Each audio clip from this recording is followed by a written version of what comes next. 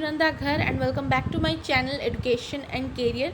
तो इस वीडियो में मैं आपको जेनपस यूजी 2020 के जो काउंसलिंग है उसके राउंड 1 और राउंड 2 के बारे में मैं आपको इन डिटेल्स बताऊंगी कि उसके डेट्स क्या क्या हैं और राउंड 1 राउंड 2 में आप लोगों को क्या क्या करना है, क्या क्या करना इंपॉर्टेंट है और उसके बाद जो आप लोगों को करना है उसके क्या क्या डेट्स है वो मैं आपको बताऊंगी। तो एक बहुत ही इंपॉर्टेंट अपडेट है, आप लोग ज़रूर इस वीडियो को एंड तक देखें।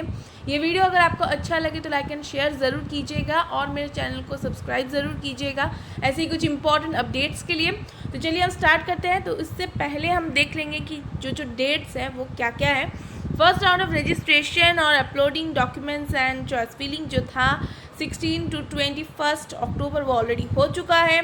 Uploading of corrected documents bye candidates ये भी हो चुका है। आपका ये डेट्स था 16 to 22 अक्टूबर। नेक्स्ट आपका चॉइस लॉकिंग बाय कैंडिडेट्स ये भी ऑलरेडी हो चुका है।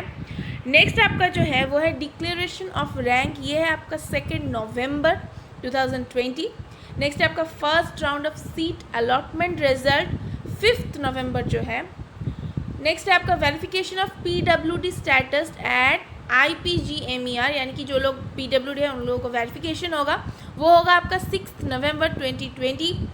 नेक्स्ट है आपका सीट एक्सेप्टेंस विथ फ्रीज और upgradation and payment of provisional admission fees by the candidate, ये है आपका 5 नवंबर टू 9 नवंबर शाम 6 बजे तक।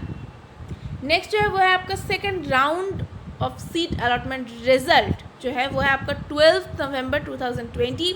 नेक्स्ट है verification of PWD status at IPGMER, वो है आपका 13 नवंबर। नेक्स्ट है आपका seat acceptance and payment of provisional admission fees by the candidate, ये आपका सेकेंड राउंड का है, ये होगा आपका 12 to 17 नवंबर शाम 6 बजे तक।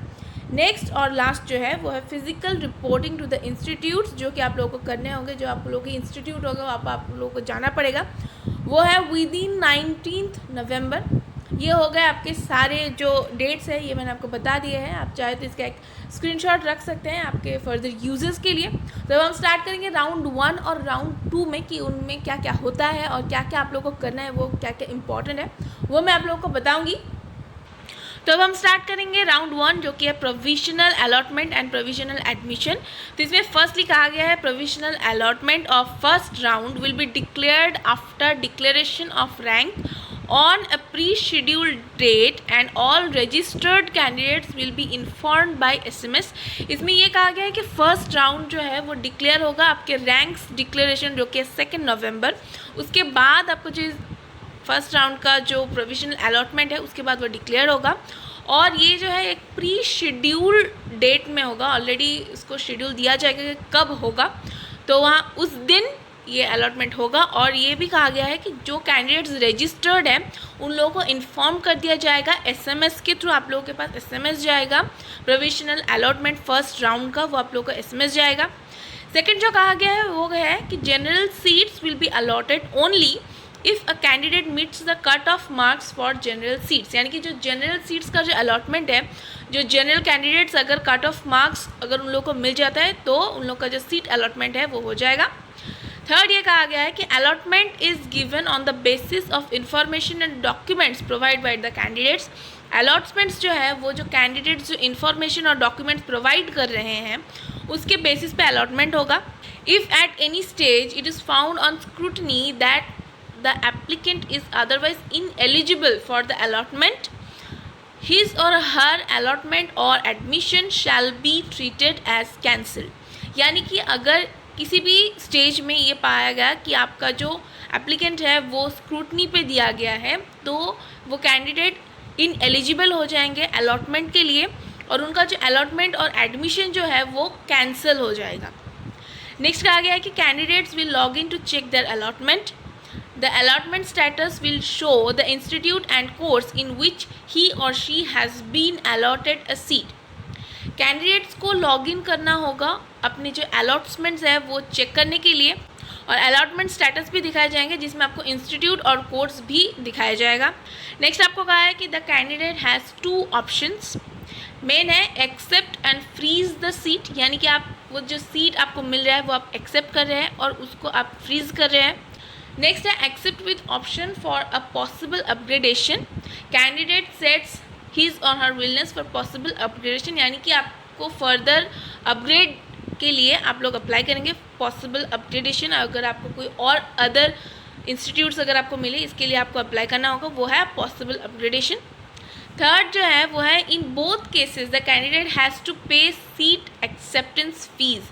आपका जो सीट एक्सेप्टेंस है, ये बोथ केसेस में ही आपका जो सीट एक्सेप्टेंस फीस देना होगा, जो कि है 200 रुपये है गवर्नमेंट कॉलेज के लिए और 3000 रुपये है प्राइवेट इंस्टीट्यूट्स के लिए, जो कि यहाँ पे लिखा गया है।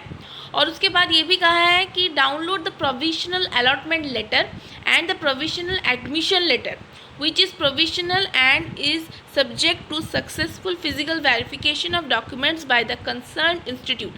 आपका जो प्रोविजनल अलॉटमेंट लेटर है वो आपको डाउनलोड करना है, और जो प्रोविजनल एडमिशन लेटर है उसको आप जब इंस्टीट्यूट में आप फिजिकल वेरिफिकेशन के लिए जब आप जाएंगे तब आपको वो दिखाना होगा, इसीलिए आपको वो डाउनलोड करके रखना होगा।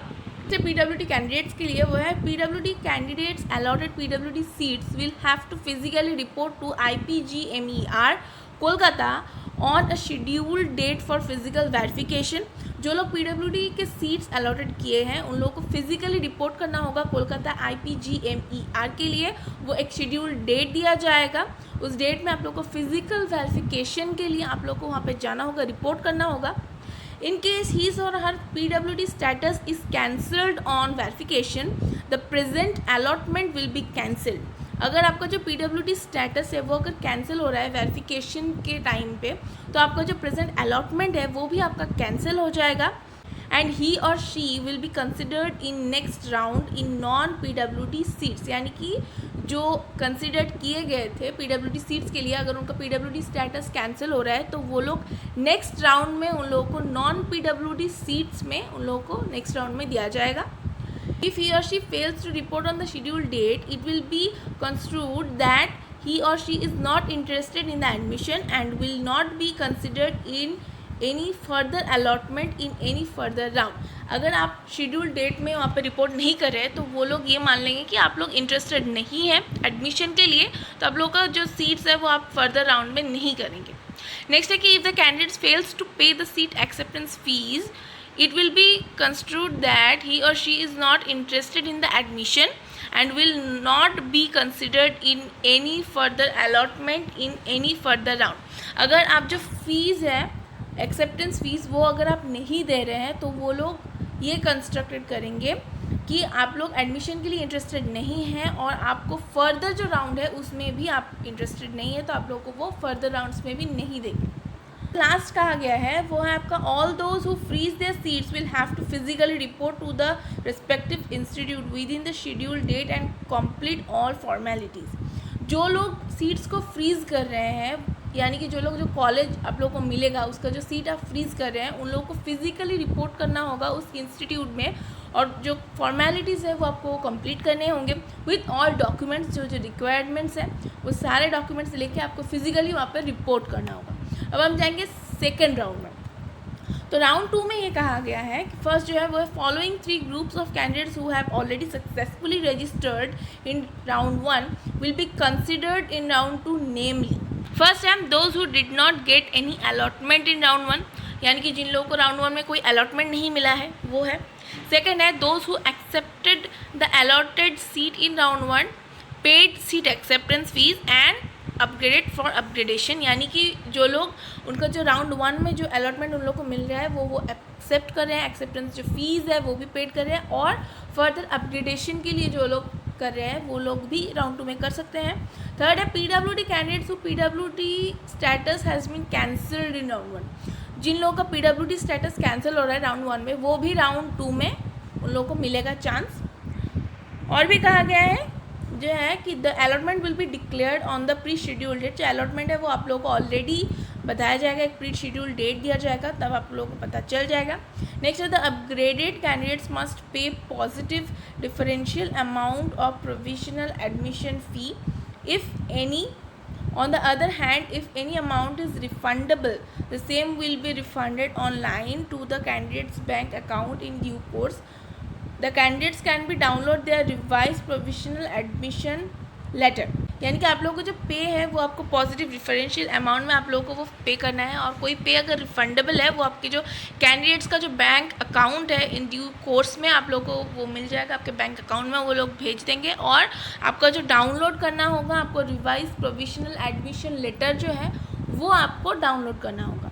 नेक्स्ट आ गया कि those who opted for upgradation but have not been upgraded need not take any further action with the counseling system, their earlier allotment still holds good। यहाँ पे ये कहा गया है कि जिन लोगों ने अपग्रेडेशन किया है, अगर उन लोगों का अपग्रेड नहीं हो रहा है तो उन लोगों को कोई अदर काउंसलिंग का जो सिस्टम है उसमें कोई अदर एक्शन लेने की ज़रूरत नहीं है, उनका जो अर्लियर अलॉटमेंट है वो आप लोगों का रहेगा।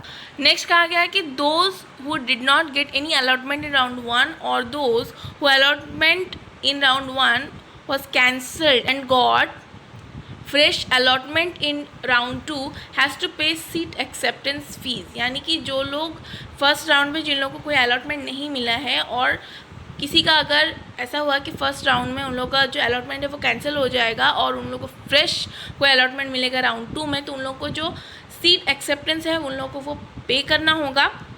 and download the provisional allotment letter and provisional admission letter which is provisional and is subject to successful physical verification by the concerned institute। आप लोगों को जो provisional allotment letter है और provisional admission letter है वो आप लोगों को डाउनलोड करना होगा, और वो आप जब फिज़िकली आप जब रिपोर्ट करेंगे कंसर्न इंस्टीट्यूट में तो तब के लिए ये बहुत ही इम्पॉर्टेंट है। तो ये जो इम्पॉर्टेंट थिंग्स हैं आपका राउंड 1 और राउंड 2 में क्या क्या इंपॉर्टेंट पॉइंट्स है वो मैंने ऑलरेडी बता दिया है, और जो डेट्स है वो मैंने वीडियो के स्टार्टिंग में ही वो आप लोगों को मैंने बता दिया है। अगर आपको कोई प्रॉब्लम या फिर डाउट्स है तो आप मुझे डायरेक्ट कमेंट कर सकते हैं, कमेंट करके पूछ सकते हैं। ये वीडियो अगर आपको अच्छा लगे तो लाइक एंड शेयर ज़रूर कीजिएगा और मेरे चैनल को सब्सक्राइब ज़रूर कीजिएगा ऐसे कुछ इंपॉर्टेंट वीडियोज़ के लिए। तो आज के लिए बस इतना ही, फिर मिलते हैं ऐसे एक इम्पॉर्टेंट वीडियोज़ के साथ। आज के लिए बाय बाय।